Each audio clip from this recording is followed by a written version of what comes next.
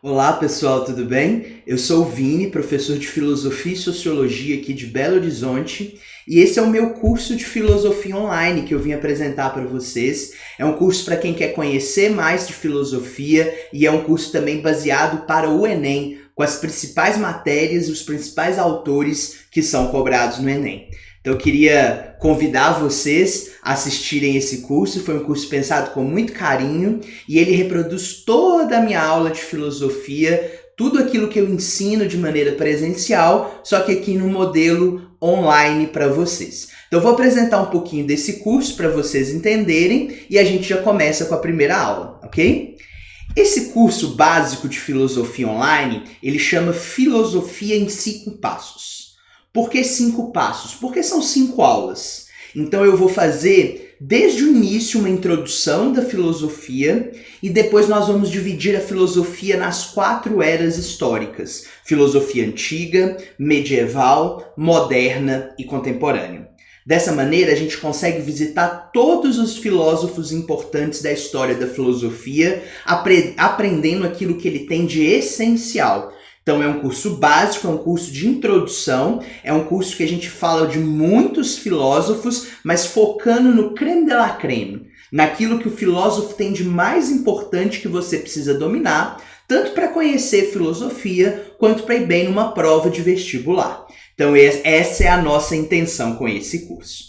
E essa nossa primeira aula, eu vou fazer uma introdução filosófica. Eu vou trazer aqui alguns conceitos filosóficos que eu julgo importante para a gente dominar ao longo de todas as demais aulas. Porque a partir da aula que vem, a gente já entra especificamente em cada um dos filósofos das 4 eras. Mas para saber bem esses filósofos, tem algumas coisas que estão em todos. São conceitos que a gente tem que aplicar em todos esses filósofos. Então, por isso, nós vamos começar hoje fazendo essa introdução filosófica, ok? Sejam bem-vindos, esse é o Filosofia em 5 Passos, ele começa agora. Bom, gente, para a gente fazer uma introdução filosófica, é sempre importante lembrar que a filosofia ela se estrutura, principalmente no Ocidente, a partir de leituras, de livros. E por mais que eu possa aqui resumir, revisar, sistematizar os filósofos para vocês, nada supera você ler um filósofo em sua origem. Estudar filosofia é bom ter um professor que nos ajude, que nos aponte o caminho, mas é essencial que a gente saiba procurar pelas nossas próprias mãos e mergulhar nesses livros. Então, durante o curso, eu sempre vou citar os livros que eu mais me basei para apresentar aquele filósofo e sugiro que, se não for agora, em algum momento da sua vida, você deixa ele anotadinho para a gente poder ler em algum dia, em algum momento, que vai ser muito importante ler Platão, ler Aristóteles, ler Kant, ler aqueles autores que mais te motivaram no curso que eu estou oferecendo, ok? Então vamos lá, feito esse preâmbulo, para a gente começar a introdução de fato à filosofia. Eu sempre gosto de começar ensinando filosofia, explicando para as pessoas o que não é filosofia. Porque filosofia é uma matéria que está meio no imaginário das pessoas, mas muita gente tem dificuldade de conceituar o que é e o que não é filosofia. E aí eu apresento para vocês 3 coisas que não são filosofia. A primeira delas, filosofia não é uma matéria opinativa. Isso lá fora as pessoas confundem muito. Elas acham que os filósofos estão estabelecendo opiniões sobre o mundo.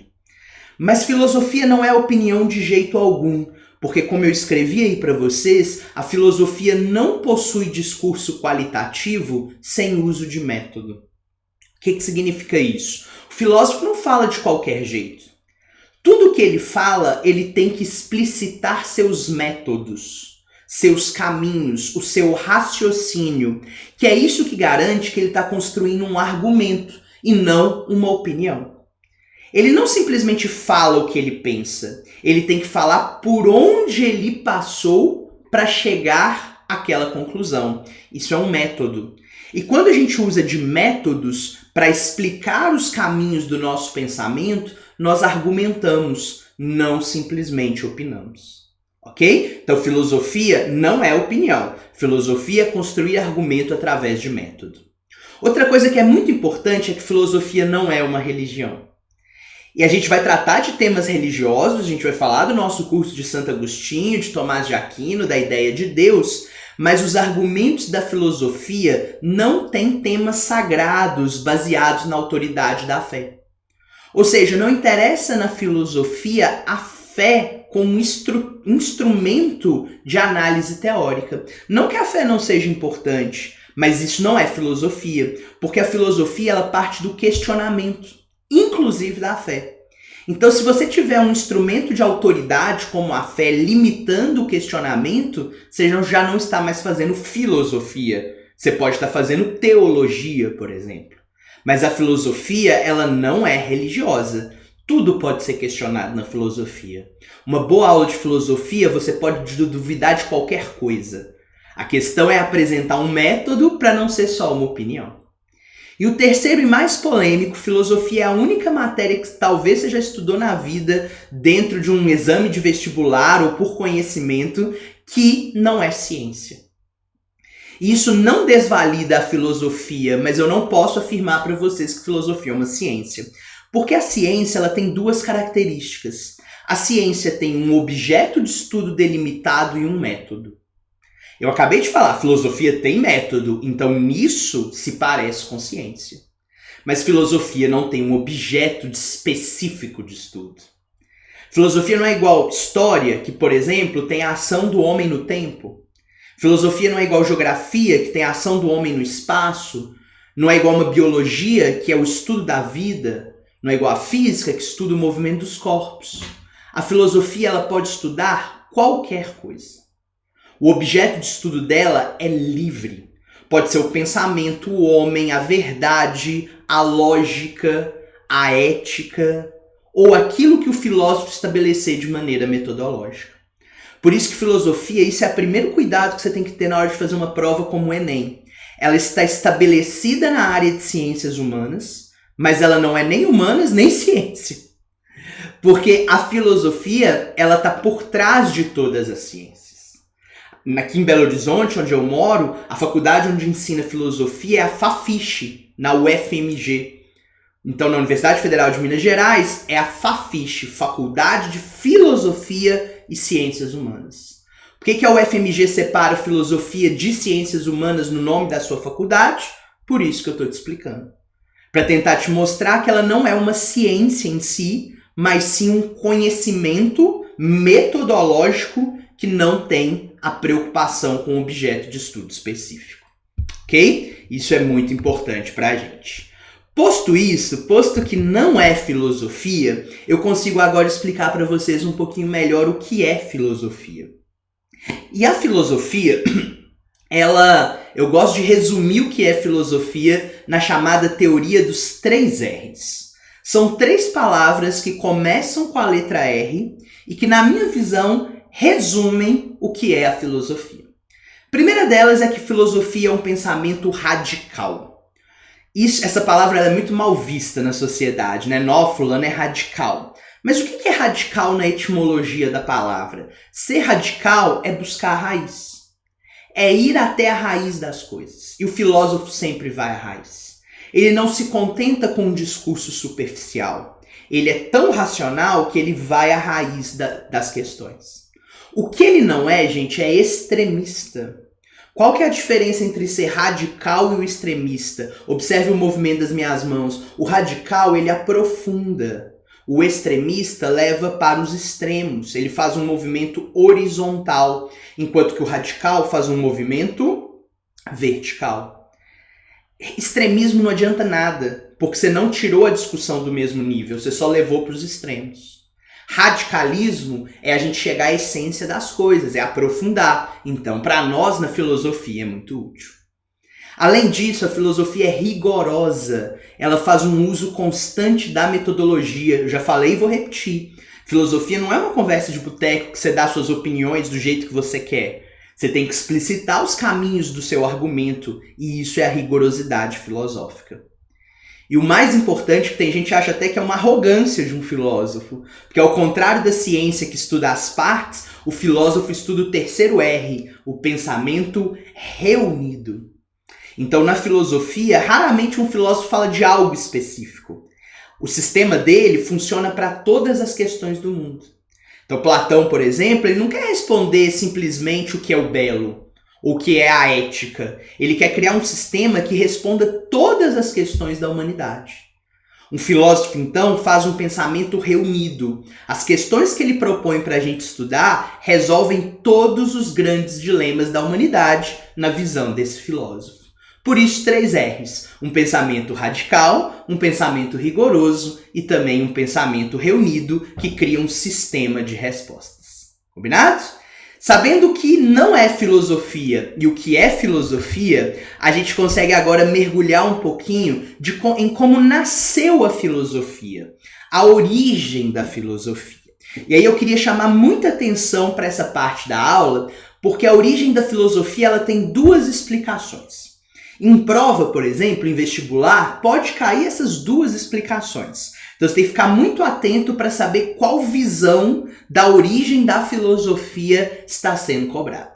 Então a gente pode dizer que a filosofia ela nasce a partir de uma visão mais tradicional, ou chamada de visão eurocêntrica, lá em Pitágoras, quando ele se assume um filósofo. Na Grécia Antiga, filósofo é a junção de 2 palavras, a palavra philos, mais a palavra sofia, juntas elas revelam um amor pelo saber. Um amor de pertencimento, um amor philos, onde você se entrega ao conhecimento.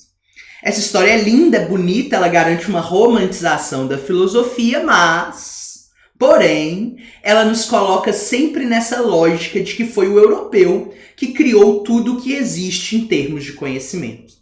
Por exemplo, em termos de data histórica, a visão eurocêntrica marca o início da filosofia ali por volta do século VII para o VI a.C. A questão é que se a gente faz agora uma visão chamada decolonial, que é um termo que eu gosto de usar, se você não conhece, vamos aprender, decolonial é sem essa visão eurocêntrica. Sem a colonização europeia das nossas mentes, que de alguma maneira contribuem para a gente enxergar o europeu como topo do mundo, se a gente faz essa visão mais decolonial, a gente vê que a filosofia nasce quando o ser humano nasce. O raciocínio de reflexão e de amor pelo saber está distribuído no mundo. E aí a gente pode ver que tem filosofia na China, na Índia, no Egito, nos povos ameríndios, nos povos indígenas, muito antes da Europa. Por exemplo, no Egito, você tem o conselheiro do faraó, bem antes da Europa, chamado Heket, que vai ser ali o conselheiro para assuntos de sabedoria. Ele é o filósofo que auxilia o faraó a governar. Isso lá no século XII, XIII a.C. Então essa marca da filosofia como nascimento na Grécia, ela já vem sendo questionada por essa visão decolonial. Então cuidado, ou a gente vai trabalhar com a visão eurocêntrica ou com a decolonial. Eu prefiro trabalhar com a decolonial, mas pode ter algum vestibular, algo que você já leu, que marque o nascimento da filosofia na Grécia, porque é a visão mais tradicional de pensamento, ok? Posto isso, gente, eu acho que vale muito a pena, toda vez que você for estudar um filósofo, você saber 2 coisas sobre esse filósofo de imediato. Eu acredito que não se mexe em filosofia se você quer aprender para fazer um vestibular ou até para ter uma concepção geral de filosofia, se você não sabe, primeiro, qual é a postura filosófica de um filósofo. Isso é facílimo, é bem tranquilo de eu ensinar para vocês, porque é a primeira pergunta mais básica que a gente faz para um filósofo. Então, os filósofos eles se subdividem primeiramente em 2 camadas de pensadores. Os filósofos dogmáticos e os filósofos céticos. A palavra dogma na filosofia não significa uma verdade que não pode ser questionada, como na religião. A palavra dogma significa isso que eu escrevi, que o filósofo dogmático ele está em busca pela verdade. Ele acredita muito fielmente que a sua filosofia vai desembocar num raciocínio verdadeiro e universal que resolve os dilemas do mundo. Por isso que a maioria dos filósofos são dogmáticos. Eu falo de Platão, de Aristóteles, eu falo de Agostinho, de Tomás de Aquino, de Descartes, de Kant. A grande maioria dos filósofos que eu vou ensinar para vocês, eles são pensadores dogmáticos. Mas tem um grupo em cada época histórica que questiona que a filosofia deveria buscar a verdade. Esse grupo de pensadores são os filósofos céticos, que vão fazer o que eles chamam de suspensão do juízo. Observe, não é que eles negam a verdade, eles duvidam da verdade. Eles suspendem o juízo, ou seja, eles vão não julgar o que é verdadeiro e o que é falso. Porque eles acreditam que a busca da filosofia deveria ser manter o questionamento e não dar uma resposta. Então eu gosto de explicar ali para os meus alunos com a imagem que eu coloquei para vocês. O dogmático, ele faz afirmações. O filósofo dogmático está atrás de explicar a verdade. O filósofo cético mantém o questionamento. Ele mantém a pergunta para sempre. Porque mais importante do que dar uma resposta, para o ceticismo, é manter a dúvida como um alimento de saber. E aí, como é que você vai saber quais filósofos que são dogmáticos ou céticos? Minha dica, decora os céticos. Todos os outros nós vamos ver que são mais ou menos dogmáticos. Porque os céticos são 3. Na Grécia Antiga, os sofistas. Na Grécia Helênica, muito difícil de saber, os céticos, são céticos. E mais no mundo contemporâneo, um grupo de filósofos muito conhecido como mestres da suspeita, em que o principal filósofo, nós vamos estudar, é Nietzsche. Então, se não for os sofistas lá na Grécia Antiga, se não for os céticos no período helênico, e se não forem os mestres da suspeita, principalmente Nietzsche, os demais pensadores são dogmáticos. Então, para uma primeira aula, isso a gente vai resolver dessa maneira. Mas cada autor que eu for te ensinar, a primeira coisa que eu vou te responder é se ele é dogmático ou cético. Te respondi se ele é dogmático ou cético, eu vou te explicar qual é a tendência filosófica desse autor. Se ele tem uma tendência ao que depois, na Idade Moderna, nós vamos chamar de racionalismo, ou se ele tem uma tendência ao que nós iremos chamar na modernidade de empirismo. O que é um filósofo de tendência racionalista? Para um filósofo de tendência racionalista, a verdade é descoberta pela razão. É a pura razão que vai me explicar o que é a verdade. Já para o pensador de tendência empirista, a verdade é descoberta por um dos seus 5 sentidos. Antes da gente focar mais na diferença, viram que eu destaquei a palavra verdade? Porque tendência racionalista e um empirista é ligado aos pensadores dogmáticos. O filósofo cético, ele não vai ter nem tendência racionalista nem empirista. Porque ele nem acredita na verdade, quanto mais a verdade vai ser descoberta pela razão ou pelos sentidos. Então, para você ter uma tendência racionalista ou empirista, primeiro você tem que ser um pensador dogmático. Agora, se você acha que a pura razão vai dizer o que é a verdade, como Parmênides, como Platão, como Agostinho e como Descartes, nós vamos dizer que esse filósofo tem uma tendência racionalista. Agora, se você acha que não, que a verdade vai ser descoberta pelas experiências, pelos sentidos, por um dos seus 5 sentidos, aí a gente vai estar trabalhando uma tendência empirista, como Heráclito, Aristóteles, Tomás de Aquino, e até chegar ali em Bacon, Locke e Hume. Ok? Então, descobriu a postura, eu também vou sempre responder se aquele filósofo tem uma tendência racionalista ou empirista. Eu não posso afirmar que ele é, porque ele não se autodeclarou dessa maneira, a não ser lá na modernidade. Mas eu posso tentar ver o traço histórico dele e entender sua tendência. Combinado? Assim, galera, para a gente fechar nossa primeira aula introdutória e mergulhar de fato nos autores, eu preparei aqui para vocês uma divisão filosófica histórica. Para vocês entenderem a data que nós vamos trabalhar a partir do próximo vídeo. A data de filosofia antiga, medieval, moderna e contemporânea, que representam as nossas 4 próximas aulas que vocês assistirão aqui comigo. Em termos de data, de história, nós temos a filosofia antiga do século 7 ao 5, mais 7 antes de Cristo ao 5 depois de Cristo. Primeiro, Por que eu estou usando a palavra AEC ao invés de AC? AEC significa antes da Era Comum. É uma forma mais laica, mais respeitosa ao pluralismo religioso eu contar AEC ao invés de antes de Cristo. Tem diferença? Nenhuma. Professor, eu vou perder ponto numa prova se eu colocar antes de Cristo? Não. Mas é uma forma mais laica para o meu público. Eu sei que eu tenho alunos muito cristãos, alunos não cristãos. Então, assim como a ONU faz desde os seus documentos mais recentes, ela coloca em respeito ao pluralismo religioso quando vai datar AEC. Então, lá no século VII antes da Era Comum, ou antes de Cristo, até o século V depois de Cristo, nós vamos estar trabalhando nisso que a gente chama de filosofia antiga. O final da filosofia antiga não é consenso. Tem muitos historiadores da filosofia que colocam que a filosofia antiga termina no século I depois de Cristo, quando, de alguma maneira, nasce a filosofia cristã. Mas eu vou manter o século V, por efeitos didáticos aqui, para casar com a história, que é quando, lá no ano 476 depois de Cristo, há o fim do Império Romano. E aí, dessa maneira, vocês marcam na história o fim da Idade Antiga, nascendo a Idade Média. Então, para não confundir, não gerar polêmica, nós vamos marcar até o século V. Do século V ao século XV está a filosofia medieval, que vai acabar quando surgiu o Renascimento na história.